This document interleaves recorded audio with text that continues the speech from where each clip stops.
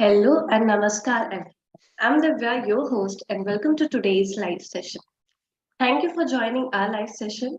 We have with us today Dr. Umesh Sharma from Arizona, USA.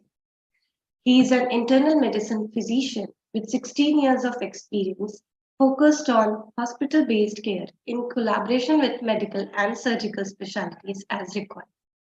He has residency in internal medicine from Bail Medical College of Cornell University at New York. Welcome to today's session, Dr. Sharma. How are you, sir? I'm doing okay. Thank you so much for the invite, Divya. It's a pleasure being here again on the Global platform, and thanks for the invite. Yeah.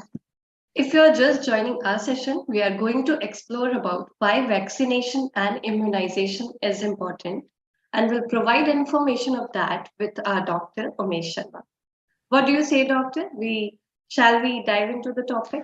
Oh, yes, absolutely. Vaccination is Yeah. really near and dear to my heart, and especially now with COVID and monkeypox and other infections right around the corner. So it's really timely, I think.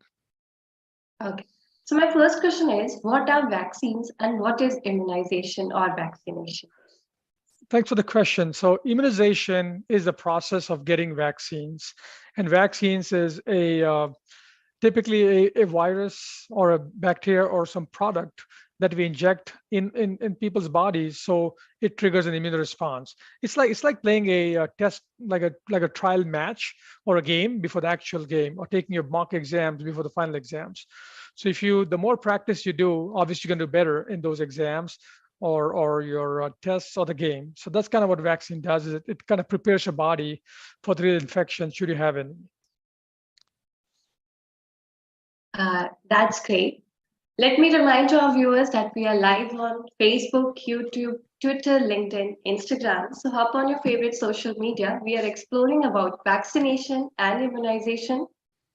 So with our Dr. Umesh. So, Doctor, my second question is, why should someone take vaccine? It's a great question, and that has been obviously the challenge with COVID, right? There are people on one side of the fence saying, I don't want to take a vaccine, and people on the other side saying, I want to take the vaccine. So I think personally, I feel vaccines, as I said earlier, it's like the practice before the real event. In a way, it's like wearing a seatbelt. Like, think about it, right? When you wear a seatbelt, God forbid you get an accident, you're less likely to die because you're wearing a seatbelt. It doesn't really prevent accidents, but if you get in an accident, you're less likely to die because you had a seatbelt. Similarly, vaccines don't necessarily completely 100% prevent infection, but it prepares you for the infection itself. So you're less likely to get much sicker, ending up in the hospital or even dying. So that's pretty much what vaccine does. It prepares your body for any massive infection should you encounter the vaccine. So to the infection. Sorry. Okay. It will keep us safe. Correct. Yes. Okay. So, how does vaccines protect us from disease-causing organisms?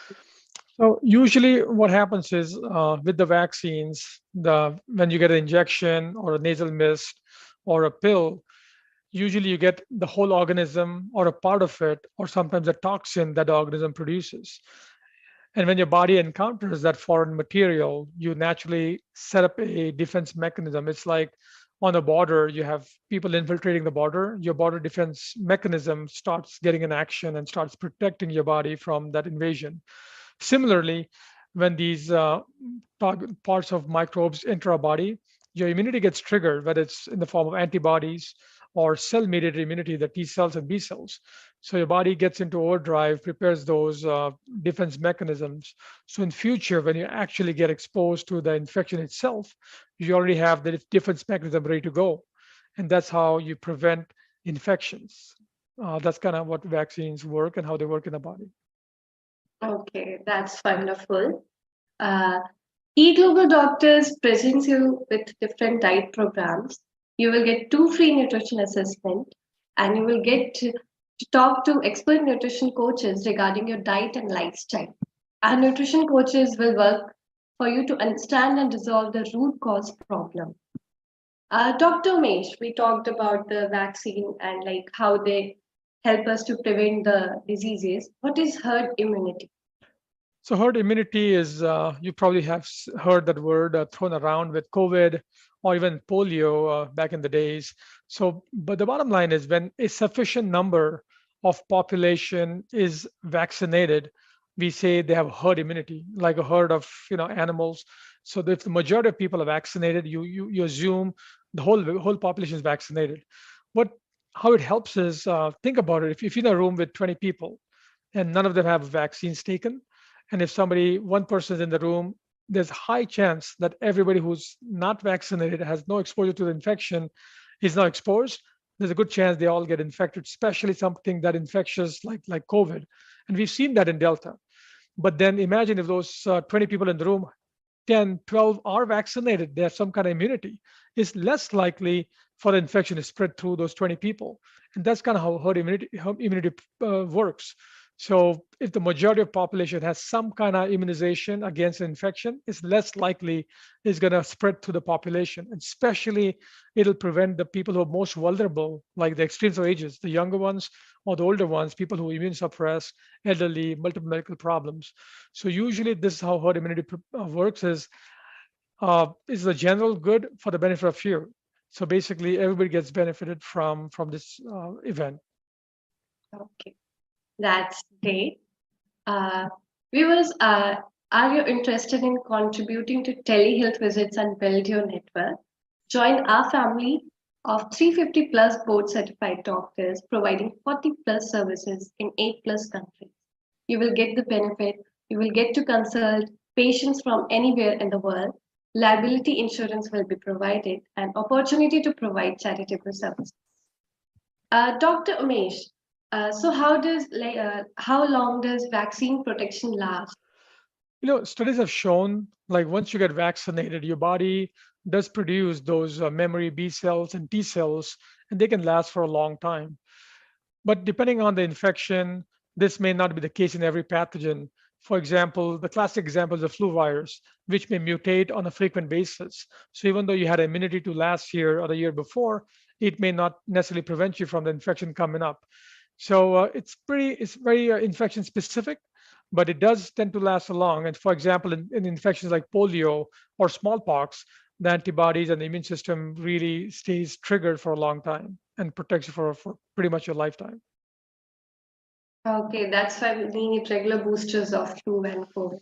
Correct. That's exactly why you need regular boosters of COVID and flu, because the virus mutates, as we've seen with COVID, with all these variants, and especially with flu as well. So it's always good to get at least the annual booster, so you're ready for whatever comes your way that year. Okay, so we talked about vaccine and their importance. So what are the diseases vaccines can prevent? Well, the one thing to understand is, while no vaccine provides 100% protection, definitely some vaccines are much better than others, depending on the pathogen, the quality of vaccine, and what really protects you against. For example, tetanus, the tetanus toxoid. Usually, the tetanus bacteria itself doesn't make you sick, but the toxin that the bacteria produces makes you sick. In a way, you get tetany and convulsions. So the tetanus toxoid is highly effective against the toxoid produced by the tetanus bacteria. So that's one example. Similarly, smallpox is highly effective. That's probably why we've eradicated smallpox from the world, and we are close to eradicating polio from a world as well.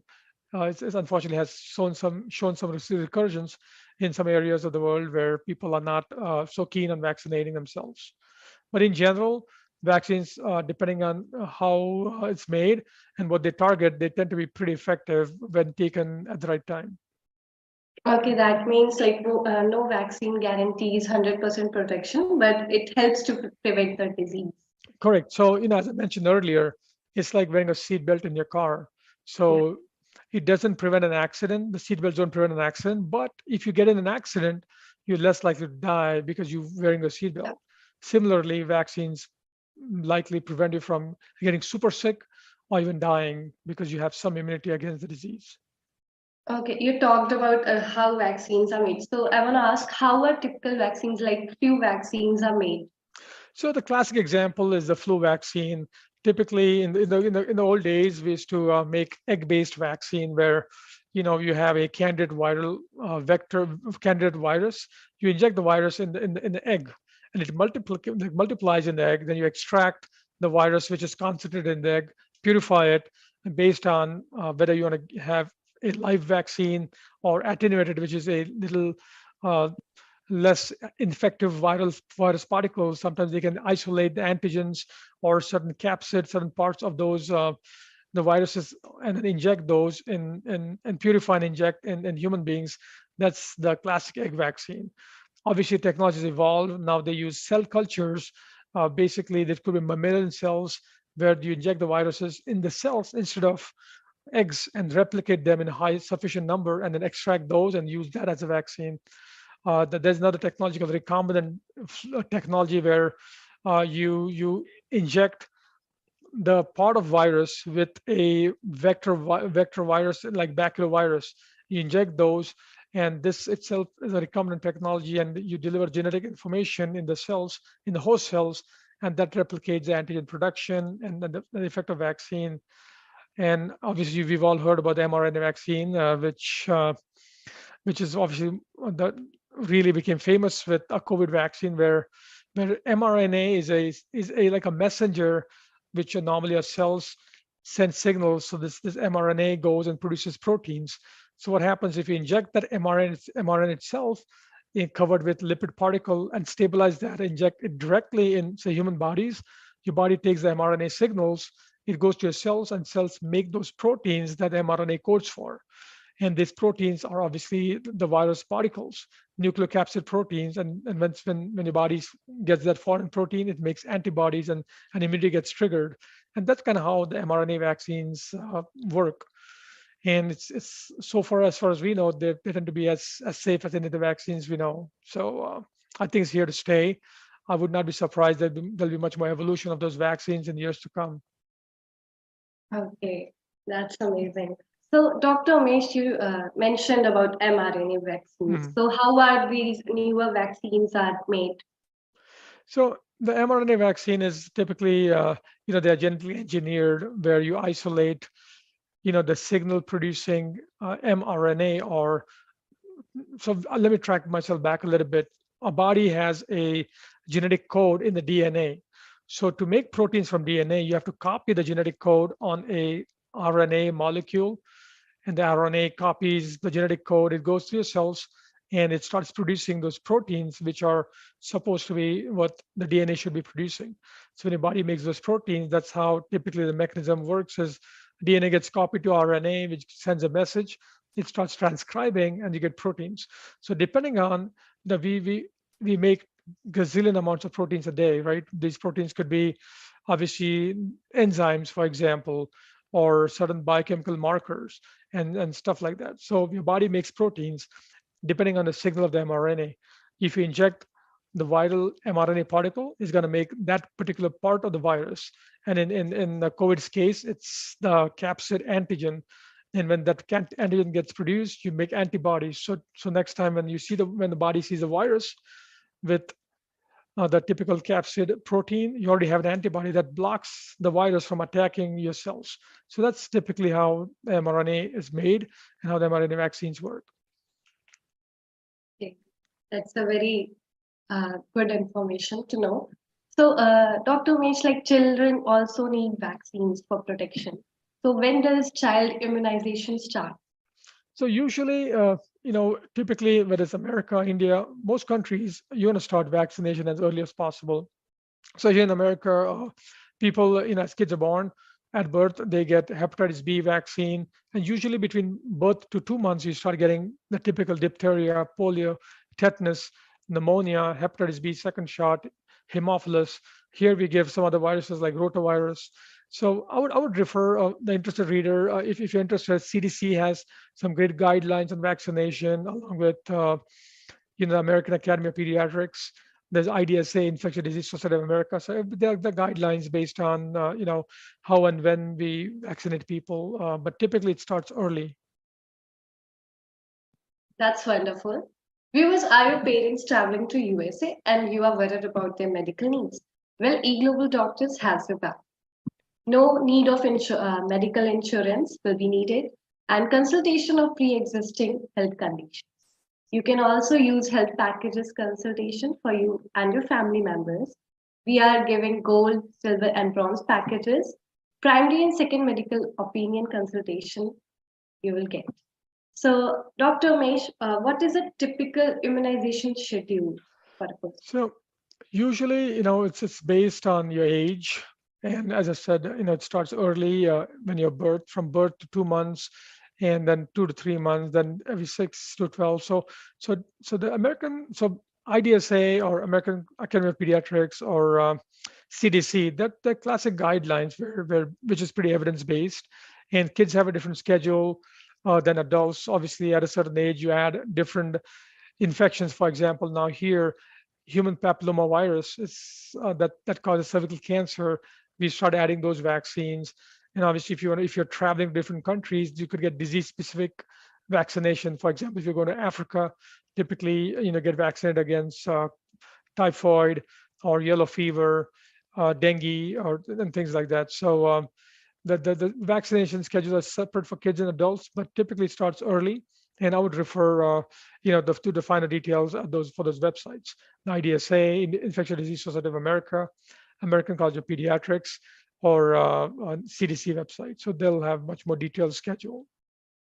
Okay, doctor, we have got one question from Mhm. Facebook. Is there any vaccine schedule for adults? Typically for any healthy adult who's completed their childhood immunization series. So usually, what we typically give is tetanus toxoid. Usually, it comes a DT, diphtheria tetanus combination, every 10 years, and depending on your risk category, pneumovax is indicated. You obviously want to get annual flu vaccine. And if you're traveling, a lot of adults travel now for work, travel, leisure, what have you. You definitely want to get that country-specific vaccination as well. And usually, when you are around 65 and older, pneumovax, meningococcal vaccine, as well as varicella zoster is something that's indicated nowadays. So again, the CDC is pretty explicit, they have a detailed explanation of those vaccination schedules. That's great. Viewers, e-Global Doctors have partnered with Sugar Pharmacy to deliver medicine to the people of Metro Atlanta local community. Patient information will be shared to Sugar Pharmacy and will be contacted by them. Regarding a prescription and other details like insurance, billing, and refills, you can visit at eglobaldoctors.com. This service is not available to patients outside of Atlanta at this time. Dr. Mesh, my next question is, how many vaccines can I get at once? Like, can I get two or three or only one vaccine at So once? there's really no upper limit of how many vaccines you can get. The AC, the American College of Pediatrics, basically they recommend that all needed vaccines should be administered during one office visit. And just because you're getting multiple vaccines, that should not deter you from getting those vaccines. Typically, whether it's live vaccines like MMR, varicella, yellow fever, you can all those be given at the same time, the same visit. If you decide to not give it, then you want to separate by at least a month or 4 weeks. Usually, you want to keep taking those vaccines as recommended. The only contraindications I see is, if you have a fever or you're not feeling well, you don't want to take those vaccines, but because sometimes you get side effects. You don't know if it's then if you get sick, if you don't know if it's from the vaccine you got sick or because you were getting sick to begin with. And sometimes if you're sick, it may detract from getting appropriate vaccine response. So the only recommendation is if you're feeling sick, stay away from getting vaccination until you really feel better and stronger. That's wonderful. Then, what are the side effects of vaccines? Typically, the vaccines are very well studied. Even like as late as the mRNA COVID vaccines. Not sure if you remember when you got a vaccine, they enroll you in this vaccine monitoring program. So any side effects, smaller or minor or major, they get monitored.